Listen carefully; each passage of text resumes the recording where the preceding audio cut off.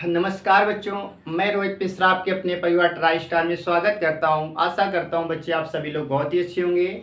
और आज हम पढ़ने वाले हैं यूपी जीके में उत्तर प्रदेश की जनगणना। आपको पता है कि हमारे देश में प्रत्येक 10 वर्ष में भारत सरकार के द्वारा जनगणना कराई जाती है। इंग्लिश में जनगणना को क्या बोलते हैं? सेंसस बोलते हैं। तो हमारे देश में प्रतिवर्ष सेंसस प्रत्येक 10 वर्ष में सेंसस यानी कि जनगणना कराई जाती है। और ये एक बार हो जाने पर 10 साल के बाद ही की जाती है। यानी कि पिछली जनगणना देखी जाए तो 2011 में हुई थी। इसके बाद में जनगणना हमारी 2021 में होनी थी। और आपको जैसा विदित है कि 2021 में कोविड के कारण सेंसस नहीं हो पाया, इसलिए हमें अभी क्या करना है, 2011 के ही फैक्ट पढ़ने हैं। और जब नई हमारी जनगणना हो जाएगी तो हम क्या करेंगे, उस चीज़ को बाद में पढ़ेंगे।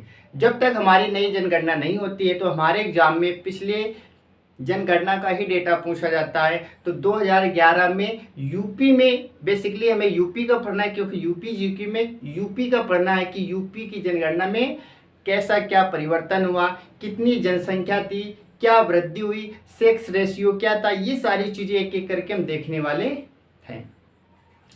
तो हमें आज पढ़ना क्या है? आज हम पढ़ेंगे यूपी की जनगणना। यूपी की जनगणना। जनगणना आप जानते हैं जनगणना को इंग्लिश में क्या बोला जाता है? सेंसस बोला जाता है। क्या बोलते हैं? सेंसस यानी कि जनगणना। तो आपको पता है जनगणना क्या होती है? तो जनगणना का मतलब क्या होता है? आप पता है कि किसी भी क्षेत्र में जो व्यक्ति रहते हैं उनको काउंट करना ही क्या कहलाता है? जनगणना। जनगणने का सीधा सा मतलब क्या होता है कि लोगों को जोड़ना, उनकी संख्या को क्या करना? काउंट करना। तो लोगों की संख्या को काउंट करना है क्या कहते हैं? जनगणना कहते हैं। ठीक है। और एक निश्चित समय अंतराल में, क्योंकि आपको पता है निश्चित वर्ड क्यों मैंने लगाया, इसलिए लगाया क्योंकि इस निश्चित है कि 10 साल बाद ही की जाती है। इस बार कोविड के कारण डिले हो गया, लेकिन इसका एक समय अंतराल है कि हर 10 साल बाद में इसकी जनगणना, हमारे देश की जनगणना होती है, यानी कि एक निश्चित समय अंतराल। तो आप कह सकते हैं कि किसी निश्चित समय अंतराल में जनसंख्या की एक आधारित जनगणना क्या कहलाती है? तो आप कहेंगे जनगणना कहलाती है। यानी कि एक निश्चित समय अंतराल में, एक निश्चित समयांतराल में एक निश्चित समयांतराल में, ठीक है, लोगों की गणना ही क्या कहलाती है? लोगों की गणना जनगणना कहलाती है। क्या कहलाती है? जनगणना कहलाती है।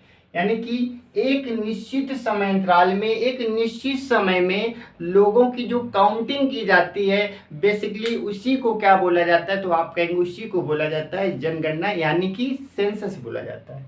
तो जनगणना क्या होती है? आपको पता चला कि लोगों को जो काउंट किया जाता है, इस गांव में इतने लोग हैं, इस जिले में इतने लोग हैं, इस राज्य में इतने लोग हैं, यही तो जनगणना होती है। और प्रत्येक 10 वर्ष बाद होती है। याद रखेंगे, आपसे पूछा जाएगा कितने साल बाद होती है? आप कहेंगे प्रत्येक 10 साल बाद।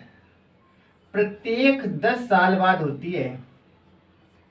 यानी कि भारत में जनगणना कितने साल बाद होती है? तो आपका आंसर होना चाहिए कि प्रत्येक 10 साल बाद जनगणना की जाती है, यानी कि 10 साल में एक बार जनगणना होती है।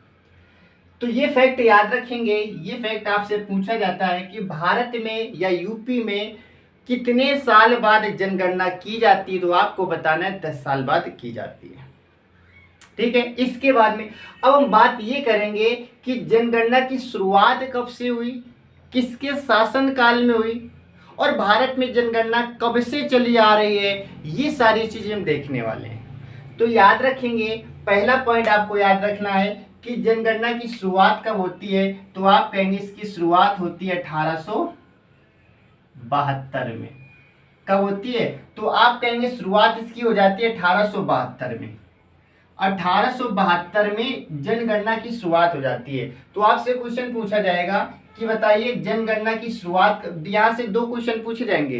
पूछा जाएगा जनगणना की शुरुआत कब से हुई? आप बताएंगे 1872 से होती है। और 1872 में जब शुरुआत हुई तो आपसे ये भी पूछा जाता है इस समय कौन अंग्रेज था? तो लॉर्ड मेयो के कार्यकाल में, किसके, लॉर्ड मेयो, याद रखना है आपको, लॉर्ड मेयो। तो यहाँ से क्वेश्चन क्या पूछा जाएगा, आपसे क्वेश्चन पूछा जाएगा कि भारत में जब जनगणना की शुरुआत 1872 में की गई थी, उस समय बताइए भारत में कौन अंग्रेज शासक था, तो आप बताएंगे लॉर्ड मेयो साहब थे। कौन थे, लॉर्ड मेयो साहब थे। लेकिन ये जो जनगणना शुरू हुई थी ये कोई ऑफिशियल नहीं थी, यानी कि अपने मन से ऐसे ही स्टार्ट कर दी गई थी, कोई अभी हमारे इसमें किसी बुक में कहीं लिखा नहीं गया था, ऑफिशियल नहीं थी। तो ये ऐसे ही एक तरह से कह सकते हैं टेम्परेरी थी। लेकिन नियमित रूप से कब हुई, यानी कि संविधान में कब से इसमें जोड़ा गया, तो आप कह सकते हैं नियमित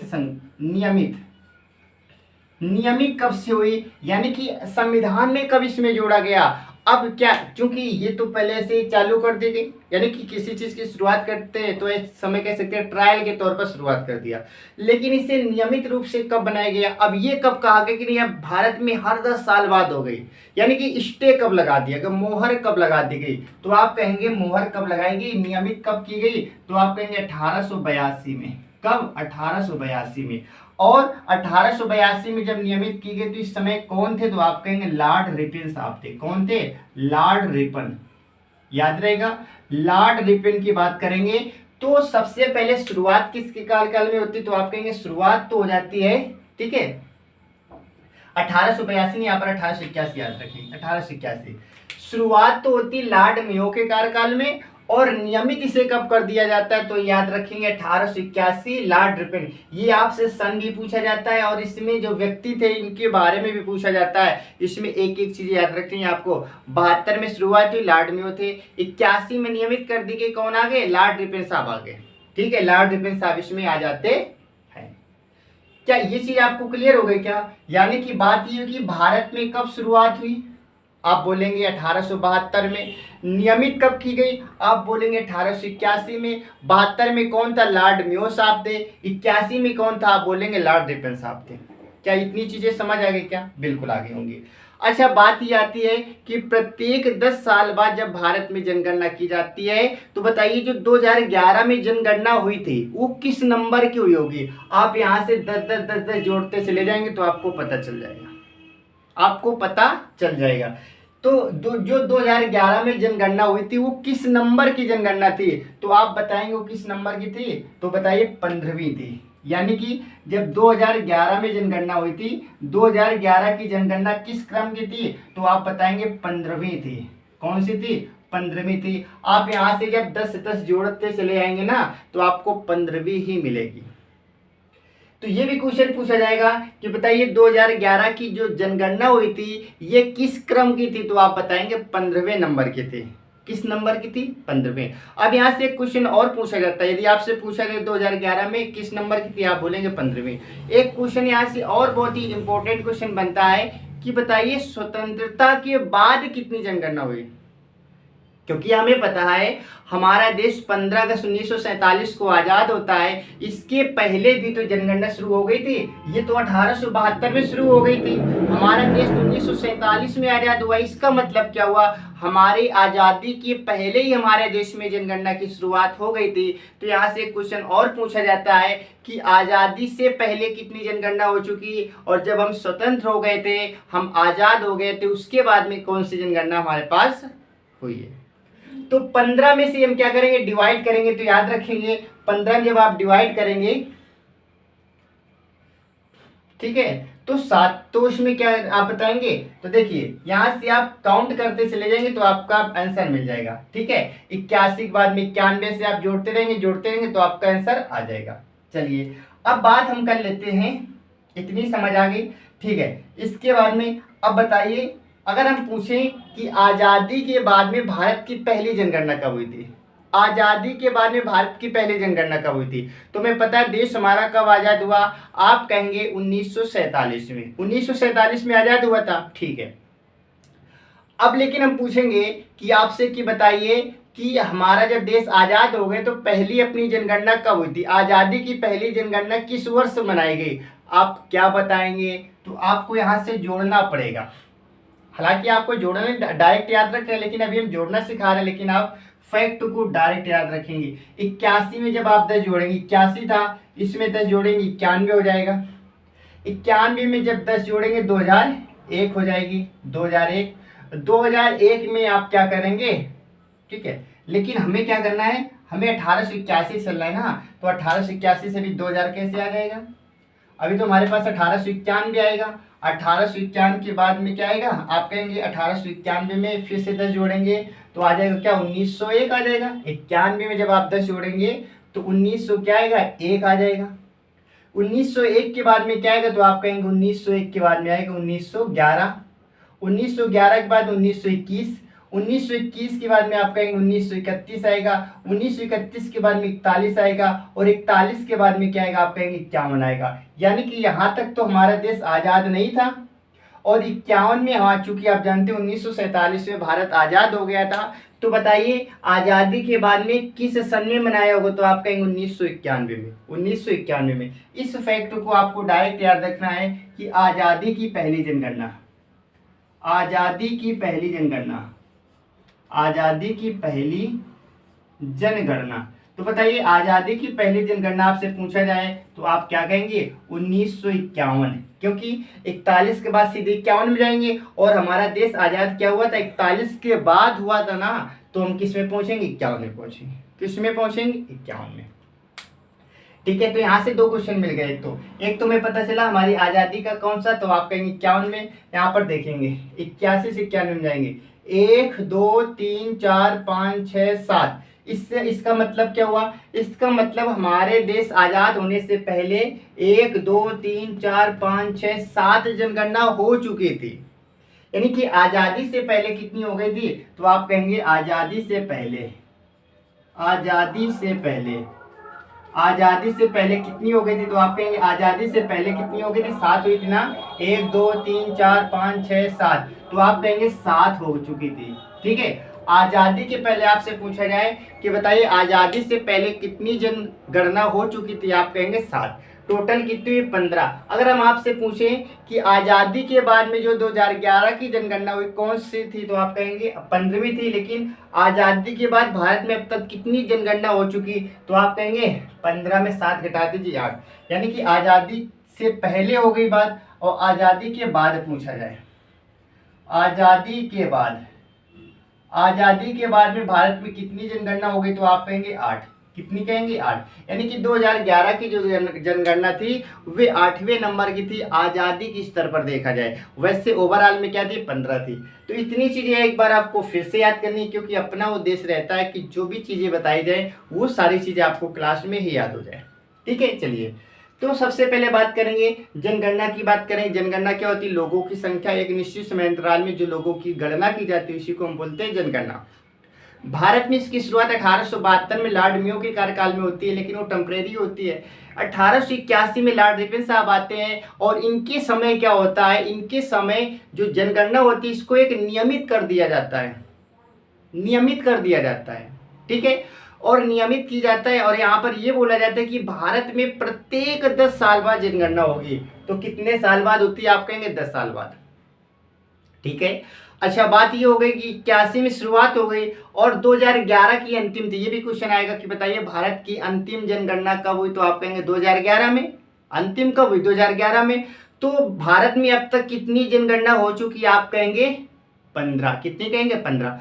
आज़ादी से पहले कितनी हुई थी, आप कहेंगे 7। आज़ादी के बाद कितनी हुई, तो आप कहेंगे 8। और आज़ादी की पहली जनगणना कब हुई, तो आप कहेंगे 1951। क्या बोलेंगे आप, 1951।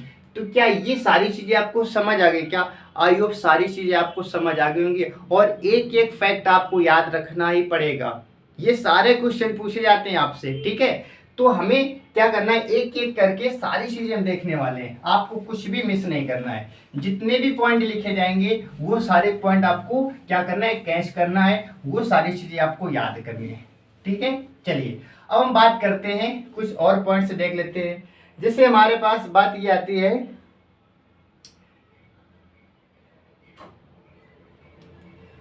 हाँ 1921 का एक ऐसा दौर आता है कि जनगणना को भारत का महान विभाजक बोला जाता है। डायरेक्ट क्वेश्चन पूछा जाता है कि भारत का महान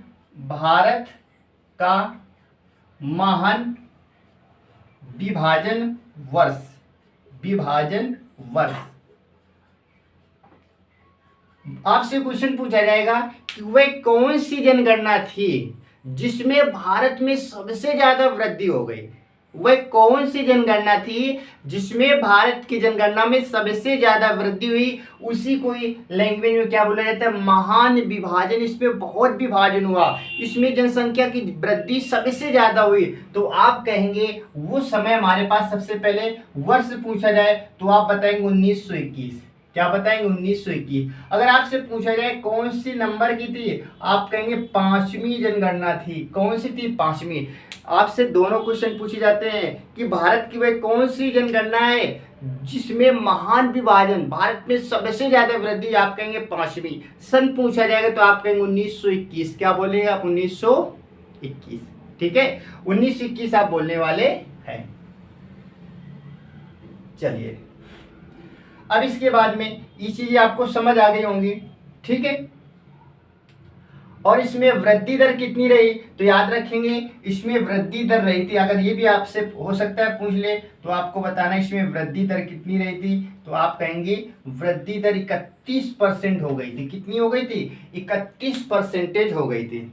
ठीक है, वृद्धि दर कितनी थी, 31%। महान विभाजन हुआ था इसमें। अच्छा, इसके बाद में अब बात करेंगे कि जनगणना कराती कौन है। आपसे पूछा जाएगा कि जनगणना कराने का दायित्व क्या है, तो आप कहेंगे जनगणना कराने के लिए हमारे पास एक विभाग बनाया गया है। ठीक है, उसका एक अपना अध्यक्ष होता है, कई सदस्य भी होते हैं। तो सबसे पहले बात आती है कि जनगणना कराता कौन है। संघ सरकार कराती है, राज्य सरकार कराती है। आप जानते हैं ये राज्य सरकार का नहीं होता, ये किसका होता है, संघ सरकार का होता है। यानी केंद्र, जो केंद्र बैठा हुआ है। तो भारत में जनगणना कौन कराएगी, केंद्र तो कराएगी, क्योंकि राज्य तो हमारे पास 28 है। तो राज्य अपना अलग अलग तो कराएगी नहीं, केंद्र सरकार का। तो ये आपसे क्वेश्चन आता है कि जनगणना जो है ये किसका विषय है, तो आप कहेंगे केंद्र सरकार का विषय है, यानी कि संघ का विषय है। किसका विषय है, आप कहेंगे संघ का विषय है। यानी कि जनगणना कौन कराते हैं, तो आप कहेंगे संघ कराता है, केंद्र कराता है। संघ को क्या बोलते हैं, केंद्र भी बोलते हैं। ठीक है, और इसके लिए 3 अनुसूचियां बनाई गई। इसके लिए कितनी अनुसूचियां, तो आप कहेंगे इसके लिए 3 अनुसूचियां हैं। एक तो संघ अनुसूची होती है, एक होती है राज्य अनुसूची, एक होती है हमारे पास समवर्ती। क्या, समवर्ती। अब बात ये आपको ये समझना है कि संघ सूची क्या होती है, राज्य सूची क्या होती है और समवर्ती सूची क्या होती है। संघ का मतलब होता है जितने भी नियम कायदे होंगे संघ सरकार इसमें देखेगी, केंद्र देखेगी। और राज्य में तो राज्य देखेगी और समवर्ती में दोनों देखेंगे। यानी कि संघ क्या होता है, तो आप कहेंगे संघ अनुसूची में लिखा गया है कि केंद्र सरकार के सभी कार्यों के बारे में, कि कौन कौन से विषय केंद्र सरकार के, तो इसमें केंद्र के विषय बताए गए। संघ में किसके विषय, तो आप कहेंगे केंद्र के विषय। केंद्र के विषय किस अनुसूची में, तो आप कहेंगे संघ अनुसूची में। ठीक है, ये क्या है, तो आप कहेंगे अनुसूची। अनुसूची कितनी, तो आप कहेंगे अनुसूची 3 है। कौन, संघ, राज्य और समवर्ती। इसमें राज्य के विषय बताए गए, राज्य सरकार के विषय क्या क्या रहेंगे। और इसमें क्या बताया गया, इसमें केंद्र प्लस राज्य दोनों के विषय हैं। कुछ ऐसे विषय होते हैं जिस पर क्या होता है कि केंद्र सरकार के साथ में राज्य सरकार भी हस्तक्षेप करती है। यानी कि इसमें केवल केंद्र सरकार हस्तक्षेप करेगी, इसमें राज्य सरकार करेगी, और इसमें केंद्र प्लस राज्य दोनों करते हैं। ठीक है, तो ये चीजें आपको समझना है। इसके बाद में अब हम बात कर लेते हैं, कुछ आगे पॉइंट्स देखेंगे। ठीक है, चलिए अब बात आती है जनगणना विभाग की स्थापना कब होती है। क्वेश्चन हमारे पास पूछा जाएगा कि जो जनगणना विभाग है, चूंकि आपको पता है जनगणना विभाग ही तो जनगणना कराती है। जनगणना विभाग, जनगणना विभाग की स्थापना की बात करेंगे तो आपसे पूछा जाएगा इसकी स्थापना कब हुई थी। आप बताएंगे इसकी स्थापना होती है 1961 में। कब होती है, तो आप कहेंगे 1961 में इसकी शुरुआत होती है। 1961 याद रखेंगे। आपसे पूछा जाएगा जनगणना विभाग की स्थापना कब हुई, आप कहेंगे 1961 में होती है। ठीक है, 1961 में होती है। और बात ये आती है कि जनगणना कराता कौन है, कौन कराएगा, तो आपको पता है हमारे भारत सरकार में कई सारे मंत्रालय, इनमें से एक होता है गृह मंत्रालय। कौन सा मंत्रालय, गृह मंत्रालय। आपसे पूछा जाएगा कि बताइए जनगणना कौन सा मंत्रालय कराती है, तो आप कहेंगे गृह मंत्रालय। कौन सा मंत्रालय? ऑप्शन देगा गृह मंत्रालय, शिक्षा मंत्रालय, वित्त मंत्रालय, रेल मंत्रालय। तो आप क्या कहेंगे? गृह मंत्रालय। यानी कि जनगणना कराने का दायित्व तो किसे सौंपा गया है? तो ये सौंपा गया है किसे? आप कहेंगे गृह मंत्रालय को सौंपा गया है। ठीक है, चलिए इसके बाद में बात करेंगे जो गृह मंत्री, ये हमारे पास जो विभाग होता है, इस विभाग का जो हेड होता है, जो इसका हेड होता है उसे क्या बोला जाता है? उसको बोला जाता है महापंजीयक। ठीक है, महापंजीयक बोला जाता है। क्या? महापंजीयक बोला जाता है। याद रखेंगे इसे क्या बोला जाता है? तो आप कहेंगे महापंजीयक बोला जाता है, या फिर इसी को बोल दिया जाता है जनगणना आयुक्त। जनगणना आयुक्त भी कह दिया जाता है। ठीक है, जनगणना सेंसस इसे भी बोल दिया जाता है।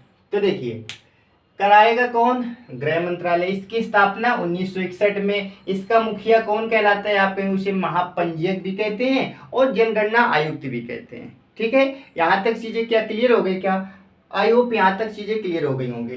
ठीक है, चलिए इसको इरेज करते हैं और ये आपको क्लास में सारी चीजें याद हो जाएंगी। इतना तो आपको पता ही है कि हम क्या करते हैं कि सारी चीजें इसे 2 बार 3 बार रिपीट करके आपको यहाँ पर याद कराने का पूरा प्रयास करते हैं। बात ये आती है कि विश्व जनसंख्या दिवस कब मनाई जाती है? विश्व जनसंख्या दिवस, जनसंख्या दिवस यानी कि बताना है वर्ल्ड में पॉपुलेशन डे कब मनाया जाता है? वर्ल्ड पॉपुलेशन डे कब मनाया जाता है? तो आपको पता है इंपॉर्टेंट क्वेश्चन है 11 जुलाई को। कब? 11 जुलाई को मनाया जाता है। याद रखेंगे इंपॉर्टेंट क्वेश्चन आपसे पूछा जाता है कि बताइए वर्ल्ड पॉपुलेशन डे कब मनाया जाता है, विश्व जनसंख्या दिवस कब मनाया जाता है? तो आप बताएंगे 11 जुलाई को प्रत्येक साल मनाया जाता है। ठीक है, प्रत्येक साल मनाया जाता है। इसके बाद में इसकी शुरुआत कब से हुई? तो आप कहेंगे शुरुआत होती है 1988 से। कब से? 1988 से। यानी कि विश्व जनसंख्या दिवस 11 जुलाई को मनाया जाता है। इसकी शुरुआत कब से हुई? यानी ये कब से मनाया जाने लगा? तो आप कहेंगे 1988 से। क्या बोलेंगे? 1988 से।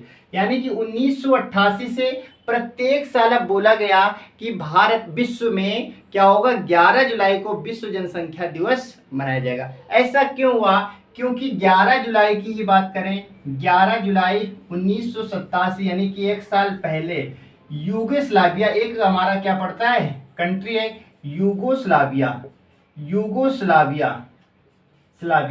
यहाँ पर एक बच्चा जन्म लेता है और वो बच्चा जो जन्म लेता है वो किस नंबर का था? तो आप कहेंगे 5वां अरब बच्चा था। 5वां अरब बच्चा यहाँ पर क्या करता है? जन्म लेता है। क्या करता है? जन्म लेता है। तो आपसे क्वेश्चन आएगा कि विश्व का बताइए 5वां अरब बच्चा जो जन्म लिया उसने कहां पर लिया? आप कहेंगे यूगोस्लाविया में लिया। कब लिया? 11 जुलाई 1987 को ये जन्म लेता है। ये 5वां अरब बच्चा बन जाता है। याद रहेगा क्या? ठीक है, इतनी बात समझ आ गई क्या?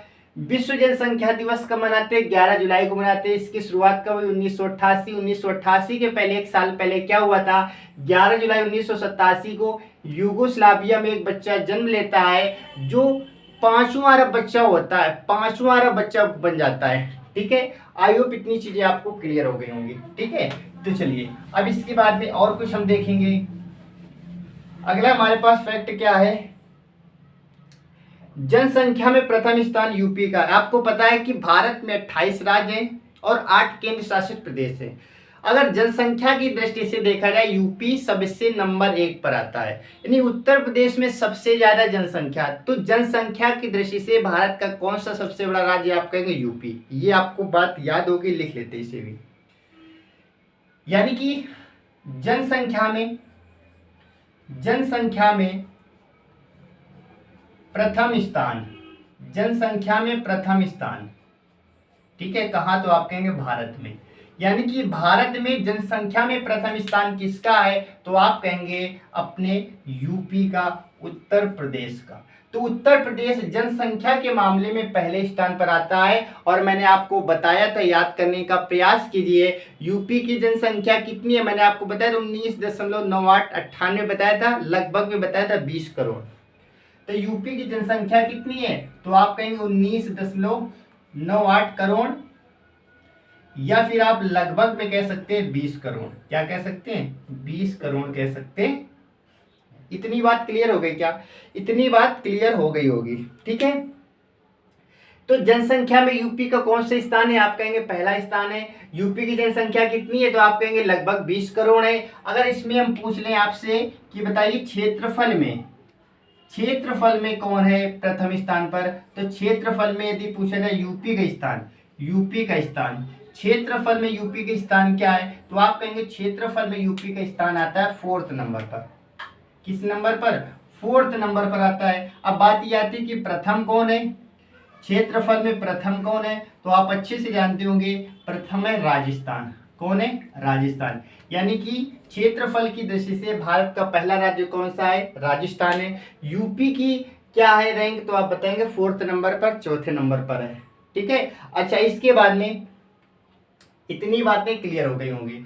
जनसंख्या में पहले स्थान पर है, क्षेत्रफल में चौथे स्थान पर है, जनसंख्या कितनी है? लगभग 20 करोड़ है। प्रथम क्षेत्रफल में कौन सा है? राजस्थान। आप बताइए क्या बताने वाले? राजस्थान बताने वाले हैं, ठीक है। चलिए, इसके बाद में अब एक पॉइंट आता है जनसंख्या घनत्व। तो आपको बताना है यूपी का जनसंख्या घनत्व क्या है। जनसंख्या घनत्व अभी बताएंगे आपको, जनसंख्या घनत्व क्या होता है। आपको बताना है यूपी का जनसंख्या घनत्व क्या होता है। तो जनसंख्या घनत्व का मतलब होता है कि 1 वर्ग किलोमीटर में कितने व्यक्ति निवास करते हैं। यानी कि जो व्यक्ति जिस जगह में रहता है वही हमारा क्या कहलाता है? जनसंख्या घनत्व कहलाता है। तो जनसंख्या घनत्व का सूत्र भी बनता है कुल जनसंख्या बटे कुल क्षेत्रफल। कुल जनसंख्या आपसे क्वेश्चन पूछा जा सकता है, तो आप बताएंगे कुल जनसंख्या बटे कुल क्षेत्रफल, कुल क्षेत्रफल, ठीक है। और अपने यूपी का है कितना? तो आप कहेंगे 829, कभी कभी 828 भी पूछ लिया जाता है। तो जनसंख्या अपना घनत्व कितना है? तो आप कहेंगे 829 या कभी कभी 828 भी लिखा होता है। आपको याद रखना है 829। तो क्वेश्चन क्या पूछा जाएगा? यूपी का जन घनत्व क्या है? 2011 डाटा के अकॉर्डिंग यूपी का जन घनत्व क्या है? आप कहेंगे 829। अब 829 क्या होता है? इसका मतलब क्या हुआ? 1 वर्ग किलोमीटर में रहने वाले व्यक्तियों की संख्या, यानी कि जनसंख्या घनत्व निकालने के लिए कुल जनसंख्या कितनी है और उसका क्षेत्रफल का भाग देते हैं। कुल जनसंख्या में क्षेत्रफल का जब डिवाइड कर देते हैं जन घनत्व निकल आता है, ठीक है। तो जन घनत्व यूपी का आपसे डाटा पूछा जाएगा तो आप कहेंगे 829 या तो 828। 829 हमारे ऑप्शन में ज्यादा दिखता है तो इस पर लगाना, जब ये नहीं होगा तब इस पर लगाएंगे, ठीक है। तो इतनी चीजें आपकी क्लियर हो गई होंगी, ठीक है। और ये आपको पता है, मैंने जो बताया ये हमेशा वर्ग किलोमीटर पर देखा जाता है। जनघनत्व तो क्या होता है? 1 वर्ग किलोमीटर में कितने लोग रह रहे हैं, क्योंकि क्षेत्रफल का मतलब क्या होता है? वर्ग होता है, स्क्वायर होता है, ठीक है। 1 किलोमीटर में 1 किलोमीटर वर्ग में कितने व्यक्ति रह रहे हैं, ये हमारा क्या होता है? जनघनत्व होता है। तो कुल जनसंख्या बटे क्या होता है? कुल क्षेत्रफल होता है, ठीक है। बताइए क्या इतनी चीजें क्लियर हो गई क्या? जो मैंने अभी तक जितनी चीजें बताई क्या वो सारी चीजें क्लियर हो गई क्या? ठीक है। एक बार हम क्या करते हैं 2 मिनट में इसका रिवीजन करते हैं, क्योंकि अपना उद्देश्य याद करना भी। जनसंख्या क्या होती है? एक निश्चित समयांतराल में जो लोगों की गणना की जाती है जनसंख्या कहलाती है। भारत में प्रत्येक 10 साल बाद जनगणना की जाती है। 1872 में लॉर्ड मेयो के कार्यकाल में शुरू हुई थी, लेकिन नियमित कब किया गया? तो आप कहेंगे 1881 में। लॉर्ड रिपन साहब थे उस समय। 2011 की जो जनगणना थी अब तक भारत में कितनी हो गई? तो आप कहेंगे 15वें नंबर की थी 2011 में। लेकिन अब अगर पूछा जाए कि गणतंत्र यानी कि आजादी के पहले हमारे कितनी जनगणनाएं हो चुकी है? आप कहेंगे 7। आजादी के बाद कितनी हुई? आप कहेंगे 8। आजादी की पहली जनगणना कब थी? आप कहेंगे 1951 में। भारत में महान विभाजक वर्ष कब आता है? 1921 में आता है। 1921 में आता है। 1961 में क्या होता है? आप कहेंगे 1961 में इसकी विभाग की स्थापना की जाती है, जनगणना विभाग की स्थापना की जाती है। जनगणना विभाग का जो मुखिया होता है उसे महापंजीयक या जनगणना आयुक्त बोलते हैं। जनगणना कराता कौन सा मंत्रालय? आप कहेंगे गृह मंत्रालय कराता है। क्लियर हो गई क्या? गृह मंत्रालय कराता है। इसके बाद में उत्तर प्रदेश का क्षेत्रफल की दृष्टि से चौथा स्थान है, प्रथम में राजस्थान बैठा है, जनसंख्या में यूपी का पहला है। ठीक है। और जनसंख्या घनत्व यूपी का क्या है 829 या 828। जन घनत्व होता है क्या 1 वर्ग किलोमीटर में उनकी जनसंख्या काउंट की जाती है। सूत्र क्या बनेगा कुल क्षेत्र कुल जनसंख्या बटे क्या क्षेत्रफल कुल क्षेत्रफल। यहां तक की चीजें मैंने आपको सिखा दी, आई होप आपको सारी चीजें याद भी हो गई होंगी। अब चलते हैं कुछ और फैक्ट देखते हैं।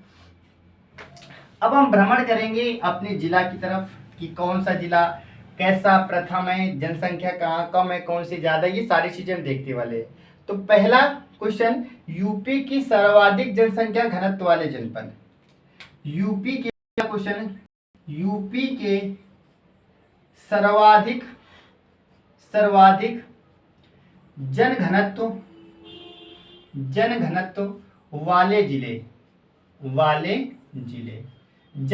वाले जिले यानी जन घनत्व पूरे भारत का आप बताएंगे 829 है, लेकिन अगर यूपी में स्पेशली यूपी जी के पढ़े तो यूपी में क्या है प्रथम स्थान पर कौन आता है, तो याद रखेंगे पहले पर आता है गाजियाबाद। कौन आता है तो आप कहेंगे गाजियाबाद पहले पर आता है।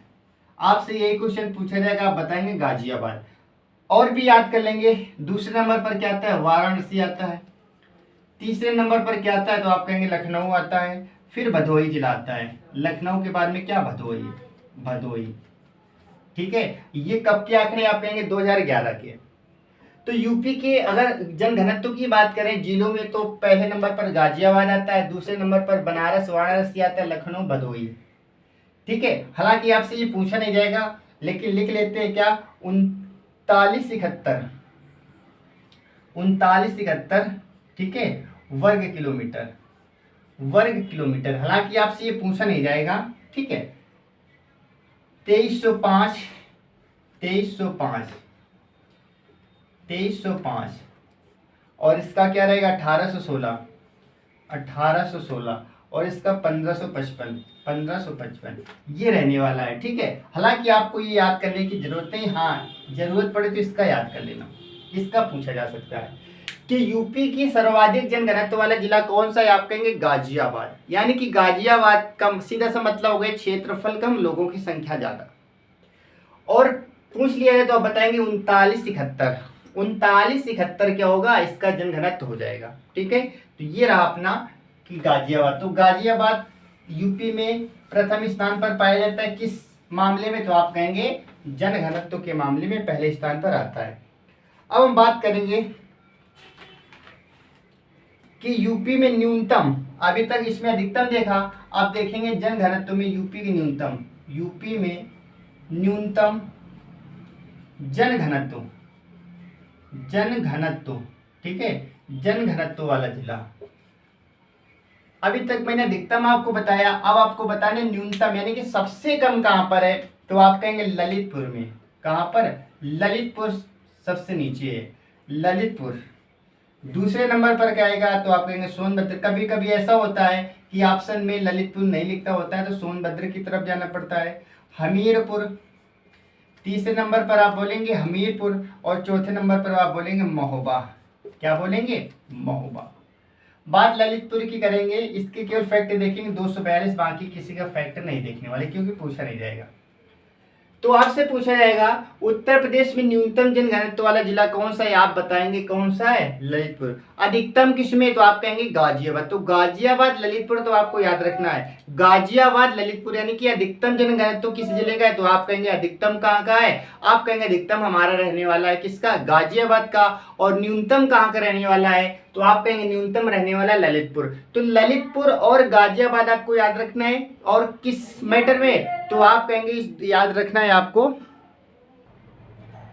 तो यूपी में न्यूनतम जनघनत्व की बात करें आप बताएंगे ललितपुर, अधिकतम की बात करेंगे तो आप क्या बताएंगे, आप बताने वाले हैं गाजियाबाद। ठीक है, तो गाजियाबाद ललितपुर याद रखेंगे, ये जनघनत्व के विषय में इन दोनों को हमें याद रखना है। अब हम बात करेंगे लिंगानुपात की बात करेंगे। किसकी बात करेंगे, लिंगानुपात की बात करेंगे। लिंगानुपात को इंग्लिश में क्या बोलते हैं, तो आप कहेंगे लिंगानुपात को इंग्लिश में बोलते हैं सेक्स रेशियो। क्या बोलते हैं, सेक्स रेशियो। तो लिंगानुपात यानी कि सेक्स रेशियो। ठीक है, इसकी बात करेंगे तो सेक्स रेशियो क्या होता है।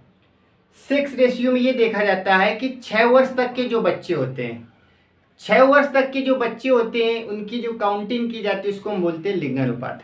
ठीक है, चलिए। तो 6 वर्ष, चूंकि सेक्स रेशियो लिंगानुपात की बात करें तो इसमें 6 वर्ष से जो अधिक बच्चे होते हैं, 6 वर्ष के जो नीचे बच्चे होते हैं वो चाइल्ड में चले जाते हैं, बेबी में चले जाते हैं। यानी कि 6 साल से जो अधिक बच्चे होते हैं, और अधिक को मतलब कितने बड़े क्यों ना हो, यानी कि 6 साल से अधिक बच्चे और पुरुष, 6 साल से अधिक बच्चे और बाकी जितने भी पुरुष होंगे उन्हीं को हम बोलते हैं लिंगानुपात, यानी कि सेक्स रेशियो बोलते हैं। तो याद रखेंगे सेक्स रेशियो में क्या रहेगा, तो आप बताएंगे कि 6 वर्ष तक के बच्चे और प्लस का पुरुष, प्लस का आप बोलेंगे पुरुष, यानी कि 6 वर्ष तक के बच्चे और पुरुषों को हम क्या बोलते हैं, लिंगानुपात यानी कि सेक्स रेशियो में काउंट करते हैं। ठीक है, चलिए। इसके बाद में अब हम बात करेंगे कि भारत में पूछा जाए तो भारत में क्या है, भारत में सेक्स रेशियो क्या है, तो आप बताएंगे कि भारत में सेक्स रेशियो कितना है। तो भारत में 943 है। क्या है, 943। कितना है, 943। अब ये काउंट किस पर किया जाता है, ये भी आपको पॉइंट याद रखना है, यानी कि प्रत्येक 1000 पुरुषों में महिलाओं की संख्या कितनी है, यही हमारा लिंगानुपात सेक्स रेशियो कहलाता है। यानी कि महिला और पुरुष में कितने का अंतर है वही सेक्स रेशियो कहलाता है। यानी कि सेक्स रेशियो में याद रखेंगे हमेशा पुरुषों पर महिलाओं की जनसंख्या की जाती है। पुरुषों पर किसकी की जाती है, तो आप कहेंगे पुरुषों पर महिलाओं की जाती है। इसका मतलब क्या, 1000 पुरुष, यहाँ पर क्या है आप बताएंगे 1000 किसके बारे में बताया जा रहा है, तो आप कहेंगे 1000 पुरुषों के बारे में बताया जा रहा है। यानी कि 1000 पुरुष में महिला कितनी है, तो आप कहेंगे महिला है 943। यानी कि भारत में पुरुषों की संख्या ज्यादा है और महिलाओं की संख्या क्या है, तो आप कहेंगे कम है। यानी कि भारत में पुरुष ज्यादा है और महिलाएं क्या है, कम है, क्योंकि प्रत्येक 1000 पुरुषों में महिलाओं की संख्या कितनी, आप कहेंगे 943 है। और यही क्या होता है, सेक्स रेशियो। आपसे क्वेश्चन पूछा जाएगा भारत का लिंगानुपात सेक्स रेशियो क्या है, आप बताएंगे 943। क्या बताएंगे, 943। और ये किस पर काउंट करते, 1000 पुरुषों पर करते हैं। ये पॉइंट आपको याद रखना है। ठीक है, यहाँ पर 943 बता दिया, क्या 943, ठीक है 943 याद रखेंगे। तो हमारे पास क्या है, आप कहेंगे 943 है। ठीक है, ये पॉइंट आपको समझ आ गया क्या। अच्छा, इसके बाद में हम बात करेंगे अब यूपी की। यदि बात करें तो यूपी में आपको याद रखना है कितना, यूपी में आपको याद रखना है, ये तो भारत की बात होगी 943, यूपी में आपको याद रखें 912 1000, 912 1000, यानी कि 1000 पुरुषों में 912 महिलाएं हैं। तो भारत में 943 है, जबकि यूपी में कितनी है, तो आप कहेंगे यूपी में 912। तो ये यूपी का सेक्स रेशियो याद रखेंगे। ठीक है, चलिए। इसके बाद में अब देखेंगे सबसे ज्यादा लिंगानुपात वाले यूपी के कौन से जिले हैं। ठीक है, यूपी के जिले, यूपी के सर्वाधिक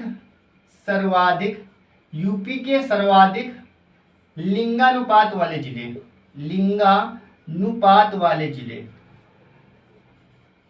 सेक्स रेशियो वाले जिले बताना है कि प्रथम नंबर पर कौन आएगा। यानी कि बताना है कि यूपी के किस जिले में महिलाओं की संख्या अधिक है। तो देखिए नंबर 1 पर आता है जौनपुर। क्या आता है, आप कहेंगे जौनपुर आता है। क्या आएगा, जौनपुर। नंबर 2 की बात करेंगे आजमगढ़, नंबर 2 की आजमगढ़। नंबर 3 की बात करेंगे तो नंबर 3 में देवरिया, इसके बाद में प्रतापगढ़, देवरिया प्रतापगढ़, देवरी। तो इसमें आपको पहला याद रखेंगे, पहला आपसे पूछा जाता है और इसमें पूछ ले कितना है, तो बताना है आपको 1024, 1024। इसकी बात करेंगे 1019, इसकी बात करेंगे 1017 और इसकी बात करेंगे तो 998। यानी कि आपको यहाँ पर एक चीज ये पता चली कि यहाँ पर बात करें जौनपुर की बात करें, यहाँ पर महिलाओं की संख्या ज्यादा है पुरुषों की अपेक्षा, पुरुष से महिलाएं ज्यादा हैं। और आजमगढ़ की बात करें, यहाँ पर भी पुरुष से महिलाएं ज्यादा हैं और देवरिया में भी पुरुष से ज्यादा महिलाएं। यानी कि यूपी के 3 ऐसे जिले हैं जहां पर पुरुषों की अपेक्षा महिलाओं की संख्या ज्यादा है। कौन कौन से, आप कहेंगे आजमगढ़, देवरिया और क्या बोलेंगे आप, क्या बोलेंगे, जौनपुर। तो जौनपुर नंबर 1 पर आता है, याद रखना है आपको। ठीक है, नंबर 1 पर कौन आएगा, जौनपुर आ जाएगा। ठीक है, चलिए। तो क्या ये चीज हमें समझ आ गई क्या, 1024 भी आपको याद रखना है। 1024 भी आपको याद रखना है।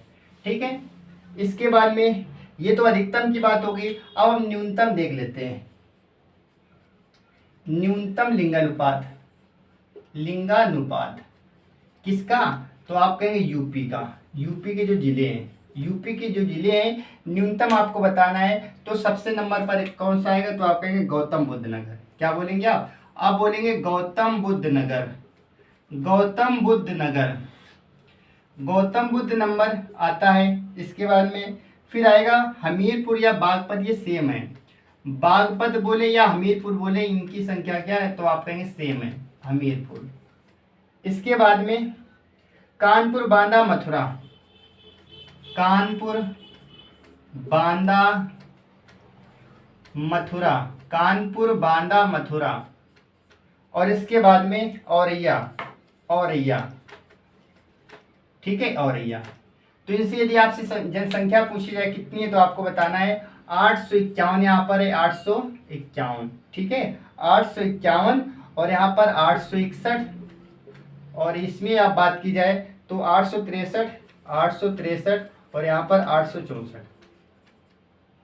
तो आपको गौतम बुद्ध नगर याद रखना है। आपसे क्वेश्चन क्या पूछा जाएगा कि बताइए यूपी का कौन सा जिला है जहाँ का सेक्स रेशियो, लिंगानुपात सबसे कम है? तो आप बताएंगे सबसे कम कहाँ का है? तो आप कहेंगे गाजियाबाद का। और यहीं पर आपसे पूछा जाए सबसे ज्यादा कहाँ का है? तो आप बताएंगे जौनपुर का। कहाँ का है? जौनपुर। तो जौनपुर में ज्यादा और गाजियाबाद में कम। जन घनत्व की बात करें तो जन घनत्व में पहले नंबर पर कौन था? तो आप कहेंगे जन घनत्व में पहले नंबर पर गाजियाबाद था। और सबसे नीचे कौन था? आप कहेंगे ललितपुर। ठीक है, चलिए, तो ये भी पॉइंट आपको याद हो गए होंगे। लास्ट में भी इसकी प्रैक्टिस करने वाले हैं, सारी चीजें आपको यहीं पर याद हो जाएंगी। ठीक है, अब इसके बाद हम देख लेते हैं साक्षरता, देख लेते हैं। क्या देखेंगे? साक्षरता देख लेंगे। साक्षरता आप अच्छे से जानते होंगे साक्षरता क्या होता है। साक्षरता का मतलब होता है लिटरेचर, यानी कि जो कितने लोग पढ़े लिखे हैं। ठीक है, पढ़ाई से संबंधित होता है। तो साक्षरता क्या होता है? 7 वर्ष से ज्यादा कोई भी व्यक्ति जिसे लिखना पढ़ना आता है। तो बात यह आती है साक्षरता क्या होती है। साक्षरता का मतलब 7 साल से बड़ा बच्चा हो और उसे मात्र लिखना पढ़ना आता हो, वो अपना नाम लिखना जानता हो, अपना नाम पढ़ना जानता हो, उसको बोलेंगे ये पढ़ा लिखा साक्षर है। तो साक्षर होता क्या? साक्षरता क्या होती है?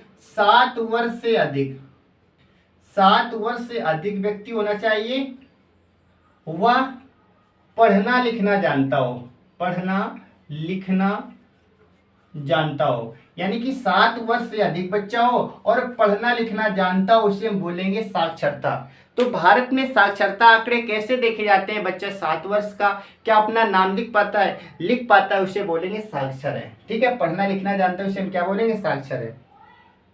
बात करेंगे यूपी की साक्षरता क्या है। यूपी की साक्षरता, यूपी की साक्षरता, तो याद रखेंगे यूपी की आपसे साक्षरता पूछी जाए तो 3 क्वेश्चन पूछे जाएंगे। ओवरऑल पूछा जाएगा, महिलाओं की पूछा जाएगा, पुरुषों की पूछा जाएगा। तो यूपी की साक्षरता ओवरऑल पूछी जाए तो आप बताएंगे 67.68%, 67.68%। अगर यहाँ पर महिला की संख्या पूछी जाए, महिला, और यहाँ पर पुरुषों के बारे में पूछा जाए, महिला और पुरुषों के बारे में पूछा जाए, तो ये भी फैक्ट आपको याद रखना है। महिला की बात करेंगे 57.18% और पुरुषों की बात करेंगे तो 77.28%। यानी कि यूपी में अगर देखा जाए तो महिलाओं की अपेक्षा पुरुष ज्यादा पढ़े लिखे हैं। ठीक है, डाटा के अकॉर्डिंग, ये 2011 के अकॉर्डिंग। क्योंकि अब आप जानते हैं अब अगली हमारे जो जनगणना हो उसमें इसके जो आंकड़े हैं हमारे चेंज हो जाने वाले हैं। ठीक है, सारे आंकड़े चेंज हो जाएंगे। तो बेसिकली आपको समझना है साक्षरता क्या होता है। 7 वर्ष से बच्चा अधिक है और पढ़ना लिखना जानता है, वो साक्षर कहलाएगा। यूपी की साक्षरता की बात करें ओवरऑल क्या है, आप कहेंगे 67.68। हालांकि आपको पता है पॉइंट के बाद में 68 बोला जाता है, लेकिन हमें याद करना है। अब ऐसे नहीं याद करेंगे 67.67 ऐसे 68 ऐसे नहीं याद करेंगे, आप सीधे बोलेंगे 67.68 बोलेंगे। यूपी की है। महिलाओं की पूछा जाए तो आप कहेंगे 57.18। पुरुषों की बात करें 77.28। ऐसे आपको डायरेक्ट याद रखने हैं। तो 67 यहाँ पर है, महिला 57, ये 77 है। बताइए क्या 10-10 का अंतर हो रहा है क्या? यहाँ पर 10-10 का अंतर हो रहा है क्या? देखिए महिला से 10 ज्यादा तो ओवरऑल आ जाएगी, यानी कि ये आपको याद रहेगी। तो इसमें 10 घटा देंगे, महिला के पास पहुंच जाएंगे, और इसी में 10 जोड़ देंगे तो पुरुष के पास पहुंच जाएंगे। 67 10 77 और 67 माइनस 10 57। तो 10-10 करके आप घटा के बता सकते हैं, क्योंकि 10-10 घटा के आप उसके नियर बाई पहुंच सकते हैं। और ऑप्शन में ऐसे ज्यादा कुछ खास नहीं होते, दूर दूर ऑप्शन होते, तो आसानी से आप पहचान सकते हैं। ठीक है, अब तो ये बात हो गई यूपी की। अब जिलों की बात करेंगे। उत्तर प्रदेश का, अपने यूपी का कौन सा जिला साक्षरता में नंबर 1 है, कौन सा सबसे पीछे है?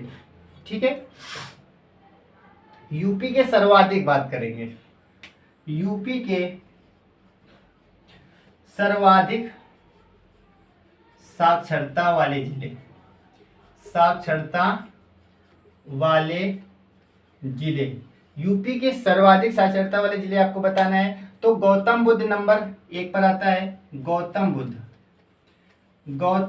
नगर, गौतम बुद्ध नगर नंबर 1 पर आता है। और दूसरे नंबर पर कानपुर नगर आता है, कानपुर नगर दूसरे पर आता है, कानपुर नगर। तीसरे की बात करेंगे औरैया, तीसरे की बात करेंगे औरैया। ठीक है, गौतम बुद्ध नगर की बात करें 80.12%, कानपुर नगर की बात करें 79.65%, इसकी बात करेंगे तो आप कहेंगे 78.95%। आपको तो ये याद रखना है। आपसे पूछा जाएगा कि बताइए साक्षरता के मामले में यूपी का प्रथम स्थान किस जिले का आता है, तो आप क्या बताने वाले हैं? आप बताएंगे यूपी का गौतम बुद्ध नगर में सबसे ज्यादा है, दूसरे नंबर पर कानपुर नगर आता है। याद रखेंगे कानपुर 2 है, कानपुर देहात भी आता है और कानपुर नगर भी आता है। तो कानपुर नगर ये दूसरे स्थान पर है। ठीक है, इसके बाद में अगला याद रखेंगे। अब न्यूनतम इसमें नहीं बता सकते, क्योंकि न्यूनतम में तो कई सारे होते हैं। ठीक है, तो न्यूनतम इसमें नहीं बताया जा सकता है। अब बात करेंगे यूपी के जिले जनसंख्या में, संख्या में सबसे ज्यादा, सबसे ज्यादा, यानी कि आप कैसे लिखना, आप ऐसे लिखना कि सर्वाधिक यूपी के सर्वाधिक जनसंख्या वाले जिले, यूपी के सर्वाधिक जनसंख्या वाले जिले, यानी कि उत्तर प्रदेश के किस जिले में सबसे ज्यादा जनसंख्या रहती है? तो याद रखेंगे नंबर 1 पर क्या आता है, तो आप कहेंगे प्रयागराज। क्या आएगा? प्रयागराज, जिसका पुराना नाम क्या हुआ करता था? इलाहाबाद। तो प्रयागराज में सबसे ज्यादा जनसंख्या पाई जाती है। दूसरे नंबर पर आता है मुरादाबाद, दूसरे नंबर पर याद रखेंगे मुरादाबाद। दूसरे नंबर पर क्या आता है, तो आप कहेंगे मुरादाबाद आता है। तीसरे नंबर पर गाजियाबाद, गाजियाबाद, गाजियाबाद। याद रखेंगे नंबर 1 पर आएगा प्रयागराज, नंबर 2 पर मुरादाबाद, नंबर 3 पर गाजियाबाद। ठीक है, न्यूनतम जनसंख्या की बात करें, ये तो अधिकतम की बात हो गई। अगर यहीं पर हम न्यूनतम की बात कर लें, किसकी बात कर लें? न्यूनतम की। याद रखेंगे अधिकतम के बाद न्यूनतम की बात कर लें, तो सबसे कम महोबा में है। कहाँ पर? आप कहेंगे सबसे कम महोबा में जनसंख्या है। दूसरे नंबर पर क्या आएगा? चित्रकूट, फिर हमीरपुर। चित्रकूट, चित्रकूट के बाद में हमीरपुर, चित्रकूट के बाद में आप बताएंगे हमीरपुर। यानी कि सबसे ज्यादा जनसंख्या कहाँ पर? प्रयागराज में। सबसे कम कहाँ पर है? आप कहेंगे महोबा में। कहाँ पर? महोबा में। ठीक है, ये पॉइंट भी आपको याद रखना है। चलिए, इसके बाद में अब देखेंगे हम 10 की वृद्धि सबसे ज्यादा कहाँ पर हुई? 10 की वृद्धि, ये आपसे क्वेश्चन पूछा जाता है। 10 की वृद्धि, ठीक है, सर्वाधिक 10 की वृद्धि वाले जिले, सर्वाधिक 10 की वृद्धि वाले जिले, 10 की वृद्धि वाले जिले। 10 की वृद्धि क्या होती है अभी समझेंगे। वृद्धि वाले जिले, 10 की वृद्धि का मतलब होता है 10 साल में सबसे ज्यादा कहां पर वृद्धि हुई, ये होता है 10 की वृद्धि। तो याद रखेंगे नंबर 1 पर आता है गौतम बुद्ध नगर, गौतम बुद्ध नगर, गौतम बुद्ध नगर।